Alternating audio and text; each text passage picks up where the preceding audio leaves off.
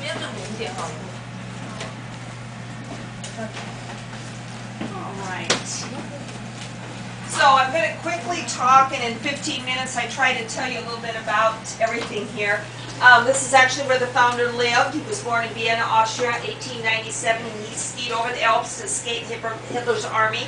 And he went to Switzerland, New York. New York he came across here, Pacific Northwest. He worked downtown at a mattress factory. He did that for 7 years, and he bought a house. He stashed his cash. He rented it out, and those people made his mortgage payment. And then he came over here to Issaquah, bought property, and then he decided this is where he was going to start building the candy store. Meanwhile, they always had lunch at the same place, and that gentleman and him became partners and created the first Boehms candy in downtown Seattle. And as their business grew and his purse grew as far as financially is when he then bought property, and then he came over here and started building. And when they dissolved the business, the other gentleman went up to Vancouver, BC, and Julius was able to financially crawl into here and take off, and the business just flourished because everybody loves chocolate. He built a chalet, and it was a calling card his business. People came here to see what he had created, and then he had chocolate that rewarded their visit. When he built on the factory, he put rocks on the roof, so the biggest question we always get asked, or the most common question is, why are there rocks in the roofs? And they are there to absorb heat of the sun, make snow melt off the roofs faster, and to hold the shingles on the roofs because of the high winds of the Alps, or just a decorative look of the Swiss. So there's several calling cards there.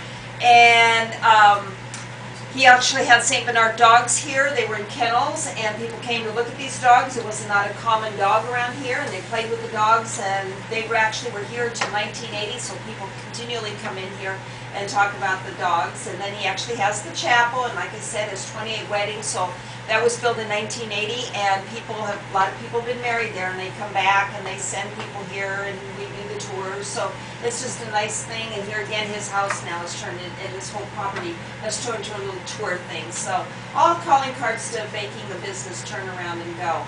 A little bit more about him. At the age of 3, his mother passed away from tuberculosis, so he lived with grandparents, and grandmother introduced him to music and art, and grandfather actually was a pastry chef, so this is how his beginning was built. And when his father remarried, she was a concert pianist, so actually he grew up in a very wealthy family, and he had an actually elite lifestyle with a lot of parties and very elaborate events.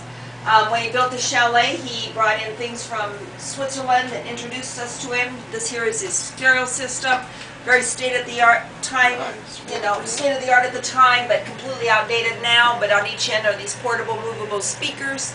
300-pound speaker underneath the picture over there of Mozart. In the corner, the green tile is called a kakelhofen, a form of heating in a chalet, usually vents to all the rooms, and then it does some limited cooking in the middle part. You can actually dry clothes on top. How decorative the stoves or the ceramic tiles they used, and how decorative they finished it off, basically told how rich and elite families were. And his cousin came back and did the windows. One is a scene out of Hamlet, the other scene out of Hansel and Gretel. And he actually commissioned and hired a lot of young artists. One of them was this Stephen Walker, who did Head of Christ. And then he asked him to do this one here. He was 17 when he created that piece, 19 this piece. And then there's actually another piece of his, it's William Tell, which is in the little garden over on this side of the property. And then there's Christ carrying a cross on his back, which again is over by the chapel. This in here, he wanted a life-size statue built out in the storefront here by the highway, which was what we didn't have interstate at that time frame, and the Department of Transportation said it would cause accidents, so it's something then that never did happen. As you go down the hallway, there's another room. It's called his TV room. The furniture in that room is from the redwood of California. Other pieces in there would be the big painting on the wall, Trial of Christ. And so you can look at that, showing different emotions that were felt about Christ at the time. Actually, you can just glance in that room. There's a dining room kitchen. I'll be waiting for you in there to tell you the rest of his story and a little bit about our chocolate. I know. All the Hamlet one.